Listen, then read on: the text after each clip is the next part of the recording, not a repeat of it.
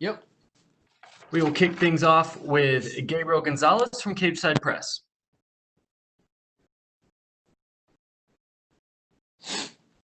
Hey, Sean. Hi. So, to put it bluntly, you get called out a lot. And I want to know how much of it do you think is guys trying to use your name to boost themselves? And how much is it they're just hating on the fact that you're a young guy getting all the attention? Probably a little bit of both. You call out someone with a big name, that just makes sense. I think that's why Connor got called out a lot.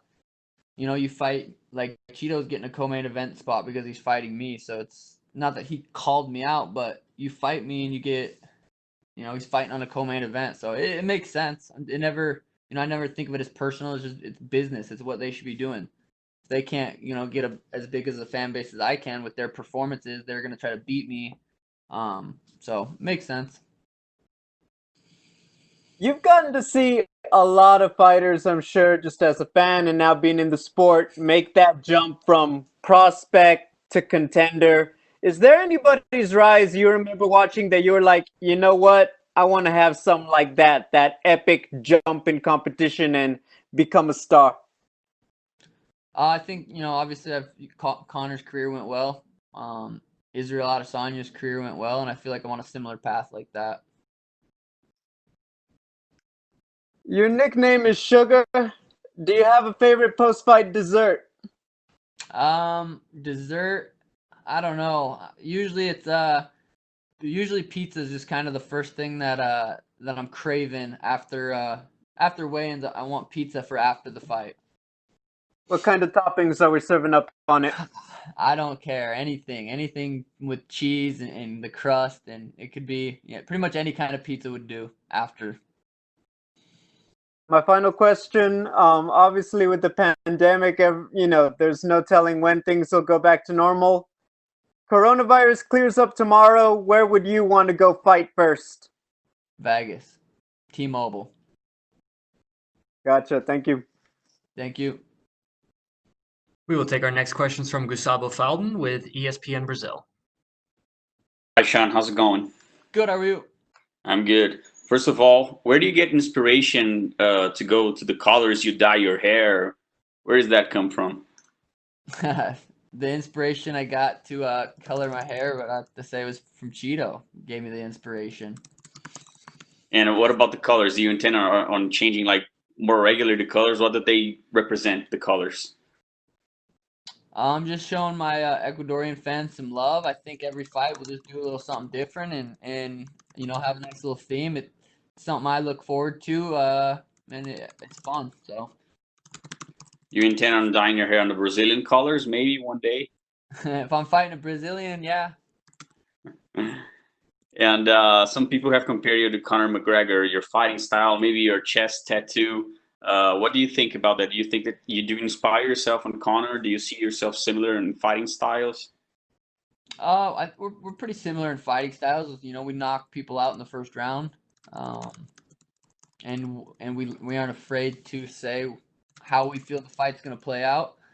We have similar styles. We're explosive strikers, and I knock people out in the first round, and he knocks people out in the first round. So yeah, I think there's similarity there.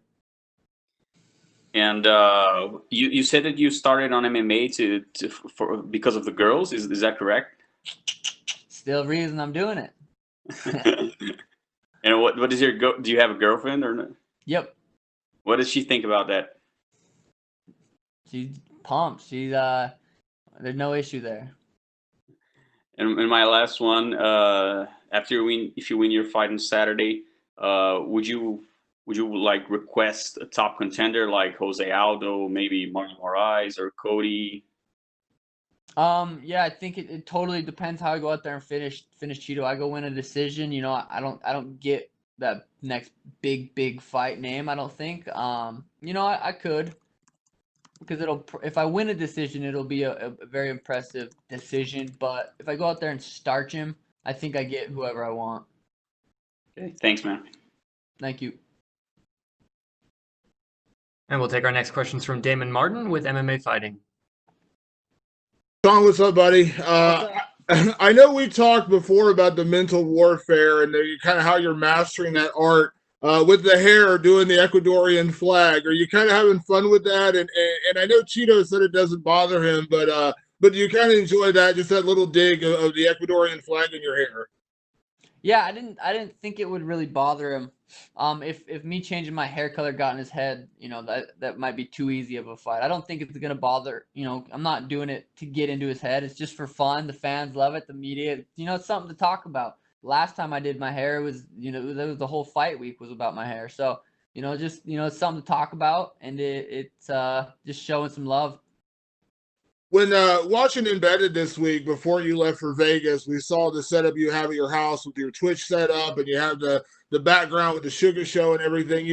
Obviously your focus is fighting, and you've always said that to me. Fighting comes first, but you are treating this also as a business. I mean, how do you balance that in your head? Because you understand that doing the things you're doing are helping you get that attention. I'm sure eventually getting you higher contracts, better sponsorships, opportunities, things like that. But at the end of the day, you need to go out and win fights. So how do you balance that in your head? Yeah, there's a lot of free time being a professional athlete. Say you train twice a day, you still have a good amount of free time during the day, and I just capitalize on that with the Timbo Sugar Show podcast, with my Twitch stream, with my own little YouTube things that I do. It's you have a lot of free time, and I just capitalize on that, and you can make money doing all those things, and I enjoy doing all those things, so it just makes sense for me to do stuff like that. When you hear, some, whether it's fighters or whoever, complaining that you're getting so much attention and you're getting co-main events and things like that, do you feel like that other people just aren't taking advantage of the things that you're taking advantage of, like your Twitch stream, like all the things you're doing to get yourself the attention? Like it's not like you're doing it by accident. You're doing it to get the attention. Well, say I'm not streaming or doing anything I'm doing, but I'm still knocking people out. That's why I'm in the co-main event spot. Not because I stream, not because I have 1 million followers on Instagram, not because of anything else. It's because I'm knocking people out and putting their lights out. That's what it is. You knock out like I knocked out Alfred, made Snoop Dogg go crazy. I knock out Jose Quinones on my 2-year comeback. I knock out Eddie Wineland, opening up the big pay-per-view. It's not because I'm doing anything other than knocking people out. And last thing for me, Sean, when you get to this level where you are, on that path to stardom, and I think a lot of people would say you're already a star, but the flip side of that is with stardom also comes that fame, and we've seen a lot of people kind of crumble under that fame, whether it's getting in trouble outside the cage or just that spotlight constantly being on them, never having a moment of peace to yourself. How do you feel like you're adjusting to that part of life where you kind of know at all times you're under the microscope? Yeah, I think I'm doing good with it. It's not, if I want to not stream or not do the podcast or not make a YouTube video, I can stay home and not and get away from everything. So I don't feel like I'm trapped in it. I feel like if I need to get away from it, I can. And I do enough to where I'm not too stressed out. But yeah, I think I'm handling it well, and I think I kind of was able to prepare for it those 2 years I was off. After that Andre fight, I got a little bit of notoriety and fame, breaking my foot and continuing to fight. And I think those 2 years off, I got to think a lot about it and understand that I have to just stay grounded, keep the same circle around me, and keep doing what I'm doing and enjoy life and enjoy the little things in life to keep me humble. Thank you, Sean. Best of luck this weekend. Thank you. We will take our next questions from Augusto Niez-Gay from Somos MMA. Hi, Sean. How are you? Hi. First of all, how are you adapting to this different fight week and the pandemic situation? Are you getting used to the new procedures and all that? Yeah, I did it 2 months ago. Nothing really changed, so it's it really does. It feels like we didn't even leave Vegas. Went back to Phoenix, trained, came back, so it doesn't feel like we really left. Is there anything that you miss from the life before the pandemic? Literally, the only thing, if I could change anything, would have fans in the stands, and that's it. Other than that, life for me is pretty normal. You know, I enjoy life still. Nothing really changes too much. And talking about the fight, is there any aspect of Chito's fighting skills that you think you should be careful of? He's in the UFC. He's tough. He's beat people in the UFC. He's finished people in the UFC, and he's never been finished. So he's all around. It's a tough fight. It's a good fight. He's my toughest opponent to date, and with that said, I'll probably still drop him in the first round. Okay, and if you win on Saturday, when would you like to come back to the octagon? To be determined. We'll see. It depends how the fight plays out. Depends how healthy I am after. Depends who's coming off a win. It's too hard to say and for me to predict right now. And my last one, Merab Valisvili said a few moments ago that if both of you win your respective bouts on Saturday, a fight between you two would make sense. What do you think about that? We'll see. Okay, thank you very much and good luck on Saturday. Thank you. We'll take our next questions from Pablo Santamaria with Notima, Ecuador. Hello, Shang. How are you? Good. How are you? As an Ecuadorian, I want to ask you, why did you decide to paint your hair the color of the Ecuadorian flag? For you. Many people see it as a provocation for Cheeto, but others think that you're showing respect not only for Cheeto, but for the whole country. Yeah, you know, it's just they're cool colors, and it just happened to play out that we went with those colors. I'm just showing the Ecuadorian fans some love. I get messages all the time, all the time, and just showing some love. You want to send some message or say something to your Ecuadorian fans? I love you guys. My hair is the color of you guys' flag, so you know that's a sign of respect. I'm showing the love. Someone, you know, you guys got to go for someone after I bust up Cheeto. Might as well go for me. Okay, talking about the fight, do you think Cheeto is going to try to take you down, or he's going to keep the fight on the field? Yeah, he's gonna try to take me down. He's a black belt in jiu-jitsu, and I knock people out. So I think that it's a striker versus grappler matchup. So yeah, absolutely. I think he's gonna try to push me up against the fence, trip me, and work on top. So what is your prediction for the fight? Do you think you will be the first person to finish Cheeto? Yeah, absolutely. I think you know, as fast as a starter as I am and as slow as he is, I think that equals a first round knockout. Okay, thanks, Sean. Yep. Amazing job on YouTube and all the stuff you are doing. So good luck on Awesome. Saturday.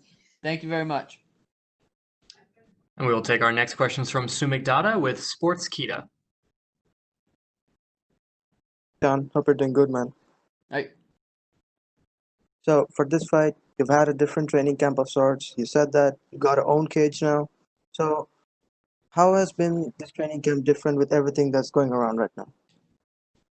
I'd say it improved a lot of things. It made it more like a boxing training camp where it was all individualized for specifically me for specifically August 15th. So, you know, if anything, it's been the best camp I've ever had. So has there been any significant changes to the camp given the change of surroundings?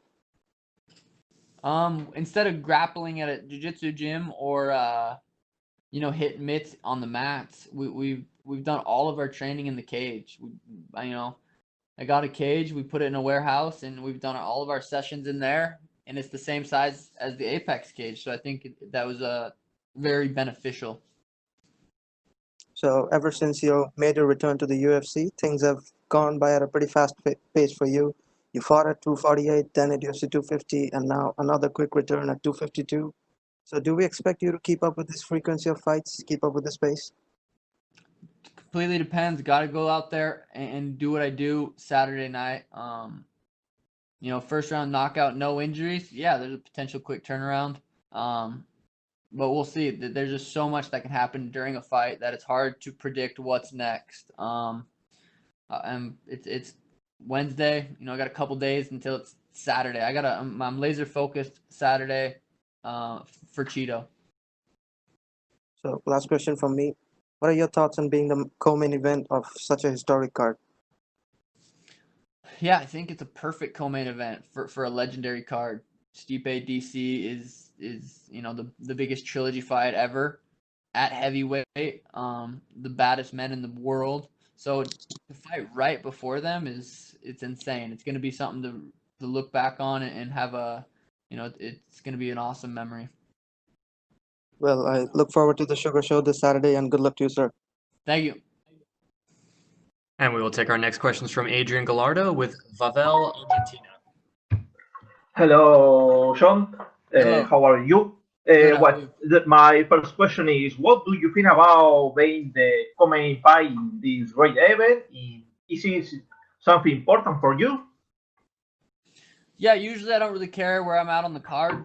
I kind of in my head I'm always the main event, but for this card it's a little different. Stipe DC is the main event, and I'm the main event right before it. So it's a sweet card to have two main events on. Perfect.